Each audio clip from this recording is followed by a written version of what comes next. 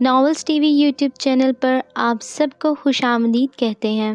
کہانی شروع کرنے سے پہلے اگر آپ نے ہمارے یوٹیوب چینل کو سبسکرائب نہیں کیا تو جلدی سے کر لیجیے گا تاکہ ہماری تمام نئی ویڈیوز آپ کو بر وقت ملتی رہیں۔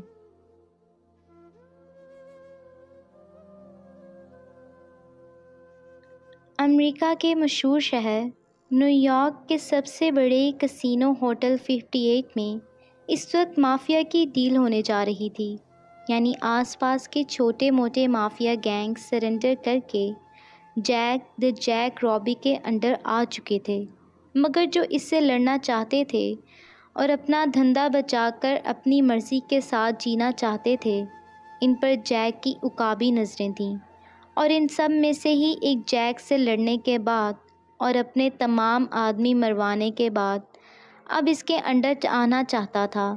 شاندار ہوٹل، سب سے مہنگا کمرہ سناٹے کی زد میں تھا، چاروں اطراف میں جیک کے آدمی اور ہر مافیا گینگ کا جو اب اس کے ساتھ کام کر رہے تھے۔ آنر چپ چاپ بیٹھا تھا۔ جیک نے لکی اسٹرائک کو ایش ٹرے میں مسلا اور بھوری آنکھوں سے وہاں موجود سب لوگوں کو دیکھا۔ اس کے چہرے پر مدھم سی مسکراہٹ آئی، جو سب کے لیے کوئی خاص اچھا سگنل نہیں تھا۔ اس کے بارے میں یہ بات مشہور تھی، "He was the man whose smile had a different value"، کیونکہ وہ آدمی تھا جس کی مسکراہٹ کی بھی الگ قیمت تھی، اور اس کا نام مسکرانا ہی دوسروں کے حق میں بہتر اور اچھا تھا۔ اسے یاد تھا آج اس کے سامنے بیٹھا آدمی، جس کی عمر 50 سال تو ہوگی، یہ وہ آدمی تھا جس نے بہت شان سے کہا تھا، "Only Mark State is in New York"، New York پر صرف ماں کی جاگیرداری ہے، اور آج یہ لفظ سوچ کر، اس کی زخمی حالت دیکھ کر بالآخر وہ مسکرا ہی دیا۔ "What's your name, man"، طنز سے بھرا جتاتا لہجہ۔ مارک نے چہرہ اوپر اٹھا کر اس کی طرف دیکھا۔ اس کی طاقت، تسلط کو تو وہ مان ہی گیا تھا۔ "Do you remember what you said? New York is mine." "Like seriously"، اس نے پوچھنا ضروری سمجھا، جبکہ مارک اپنا سر جھکا گیا۔ "Now tell me, whose New York it is"، اب بتاؤ مجھے، نیو یارک کس کی ہے؟ "یہ صرف تمہاری ہے"۔ مارک مدھم آواز میں تسلیم کرنے لگا۔ "No, your voice is not clear"، نہیں، تمہاری آواز صاف نہیں، وہ بولا، کان ہلکا سا آگے کیا، جیسے سننا چاہ رہا ہو۔ "کیا کہنا چاہتا ہے؟" مارک نے ذرا غضب سے سر اٹھایا۔ "Jack, the great Jack Rabi, new York صرف تمہاری ہے"، وہ انگریزی زبان میں بولتا اسے یقین دلا رہا تھا، اور اچانک سے کمرے میں کولٹ پیٹرسن ریوالور کی آواز گونجی، اور مارک کی حیران شکل اب صوفے سے نیچے گر گئی۔ وہاں سب حیرانگی سے جیک کو دیکھ رہے تھے، جس نے بندوق کی ناک پر سے اٹھتے دھوئیں کو پھونک ماری۔ "پہلے مان لیتے تو زندہ رہتے"، اس نے سکون سے کہا اور ساک کی طرف دیکھا۔ "کتنے لوگ ہیں اس کے خاندان میں؟" اس نے پوچھا۔ "Only 3 daughters"، ساک نے جواب دیا۔ "سب کو مار دو"، اس نے حکم دیا، اور اپنی جگہ سے اٹھا۔ "Only God can take New York away from Jack, because he is the owner, but this world is not. Keep that in mind". New York کو صرف خدا چھین سکتا ہے جیک سے، کیونکہ وہی مالک ہے، مگر یہ دنیا نہیں، یاد رکھنا۔ سب نے اس کی بات سنی تھی۔ کوئی کہہ سکتا تھا جیک ایک مسلم تھا، اور ان سب پر ایک مسلم نے اپنی دہشت غضبناک بچھا رکھی تھی کہ پرندہ اس کی مرضی کی بنا پر بھی نیو یارک میں نہ مارے۔ یہ شاندار پارٹی جیک روبو کی طرف سے دی گئی تھی کہ آج نیو یارک کے ایک اور علاقے پر قبضہ کر کے کوئن اس کے ہاتھ میں آ گئی تھی۔ "کنگریچولیشن مسٹر جیک رابی"، مسٹر جوائے نے اس سے ہاتھ ملایا تو اس نے سر ہلایا۔ طاقت کا نشہ انگ انگ سے واضح ہو رہا تھا۔ جیک نے برینڈی کو ایک ہی سانس میں چڑھایا اور مسکرا دیا۔ "اب تم 28 کے ہونے والے ہو"، اس نے جیسے کچھ یاد دلایا۔ تو جیک نے غور سے اس کی طرف دیکھا۔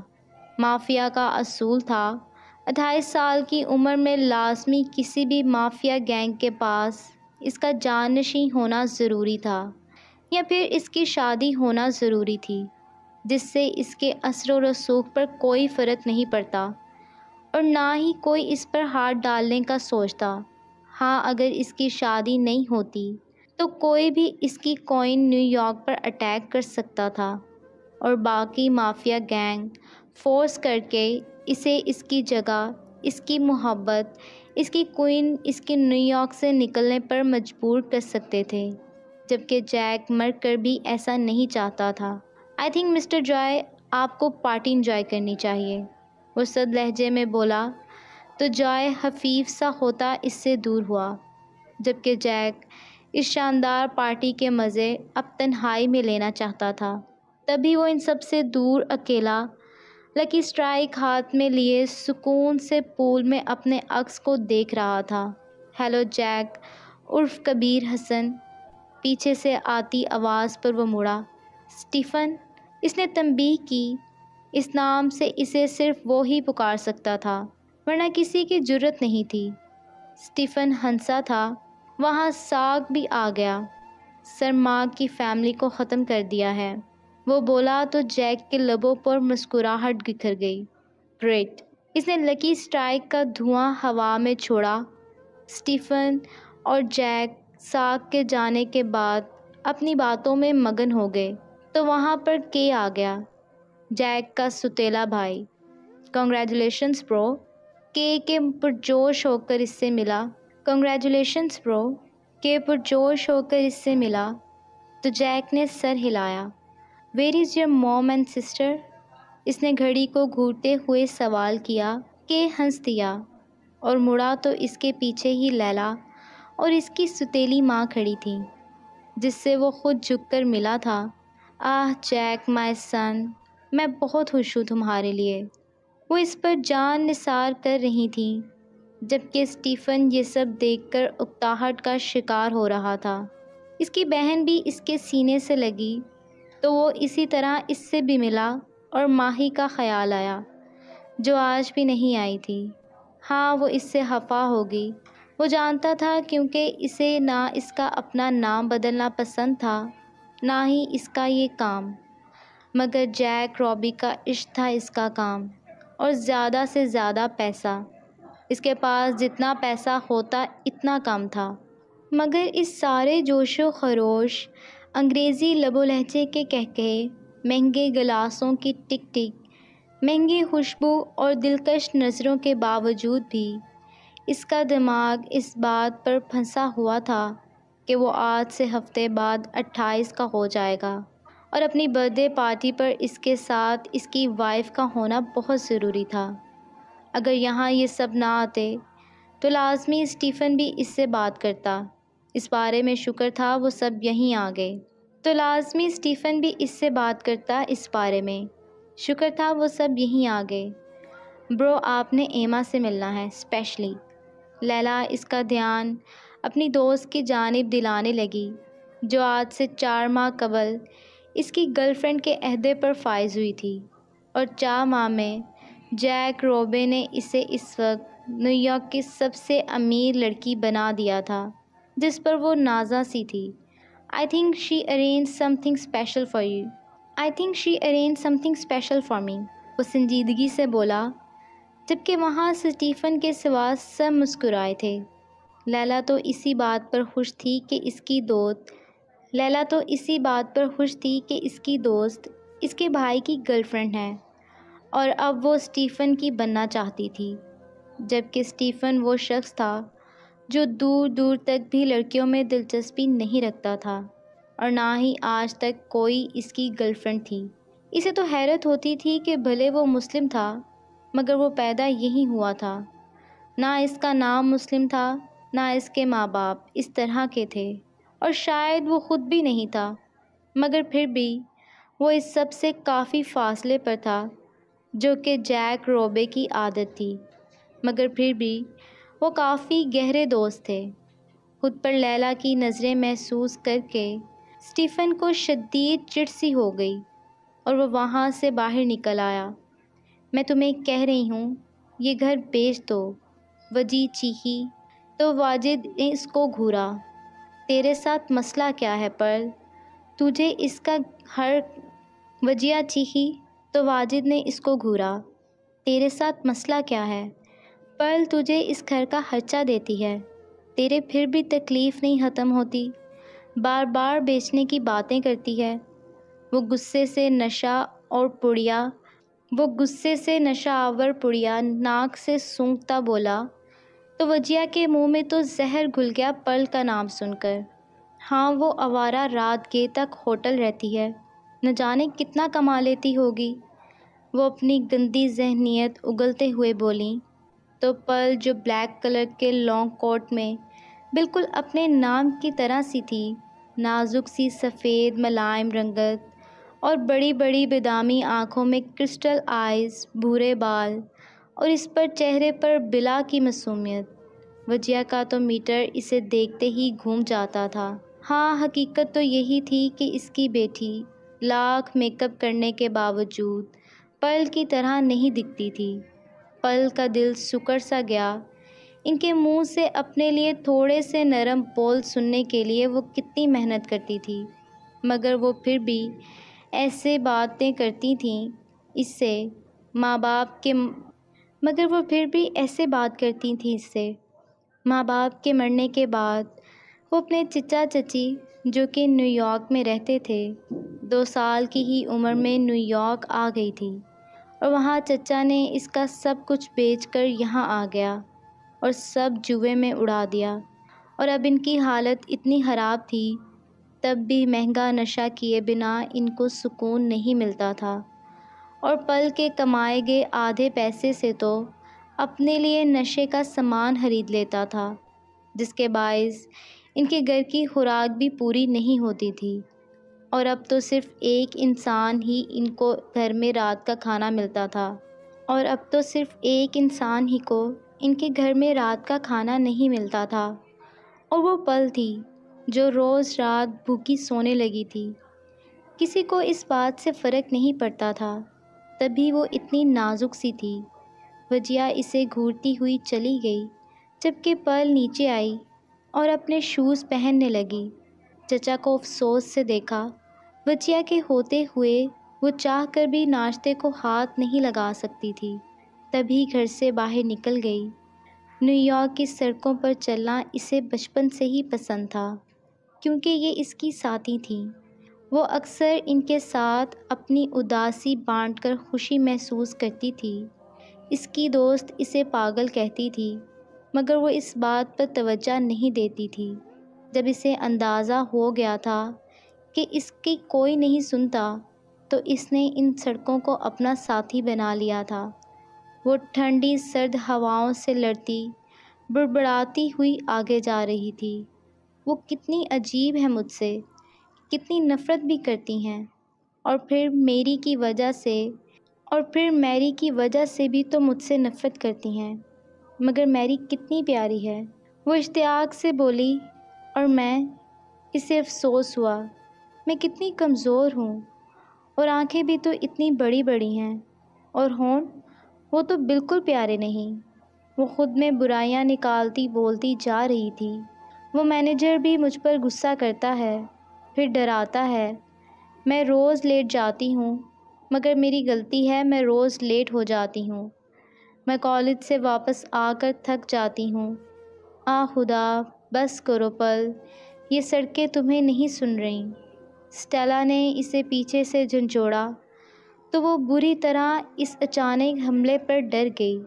اسٹیلا، تم میں تمیز، وہ کچھ کہتی کہ تیز رفتار آگے پیچھے کی گاڑیاں گزریں، اور ایک دن پہلے ہوئی بارش سے بنے تالاب کی کیچڑ پل کے خوبصورت چہرے کو اب کارٹون بنا چکی تھی۔ پل سمیت اسٹیلا نے بھی نہایت غصے سے دیکھا، کیونکہ کیچڑ نے اسے بھی رنگ دیا تھا۔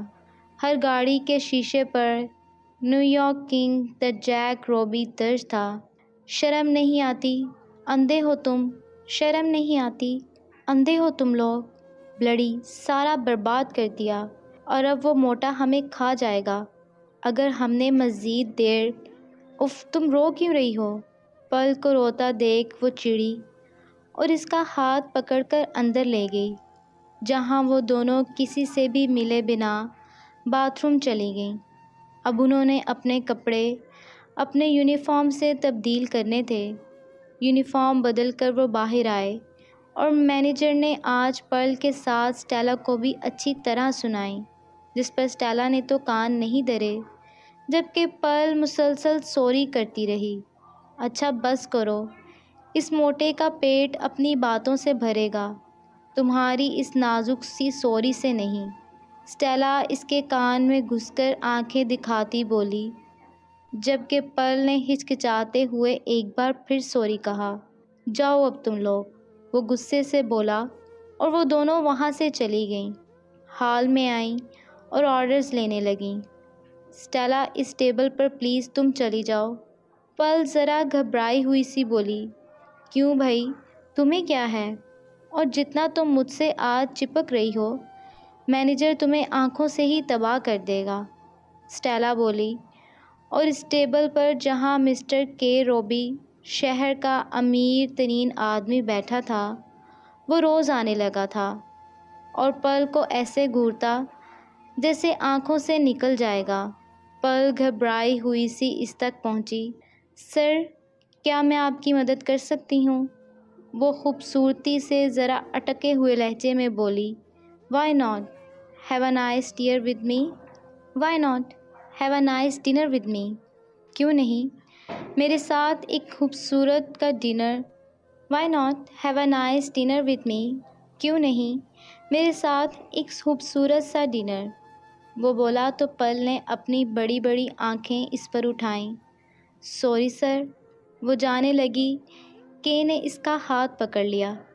پرل کا دل سہم چکا تھا، حالانکہ 20 سال اس نے یہاں گزارے تھے، مگر پھر بھی وہ ان سب چیزوں کی عادی نہیں تھی۔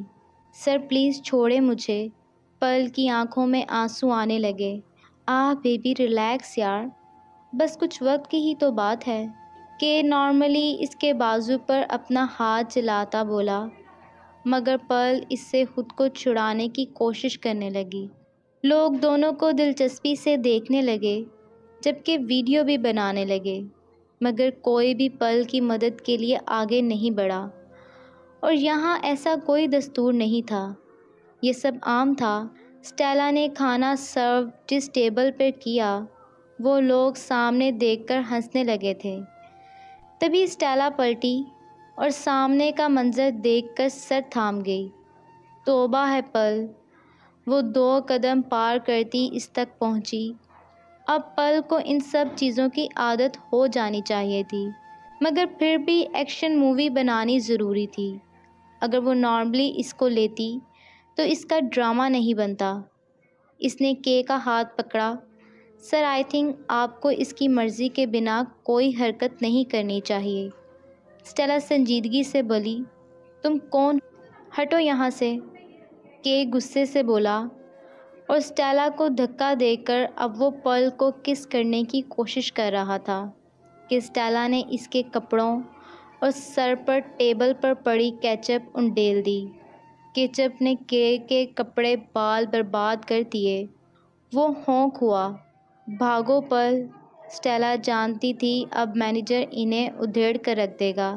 تبھی اس نے پرل کو بھگایا اور دونوں ہوٹل سے بھاگیں، جبکہ کے کی ویڈیوز لوگ ہنستے ہوئے بنا رہے تھے، جس نے سارے گلاس توڑ دیے، اور اب مینیجر بیچارہ اس کے غصے کی زد میں تھا۔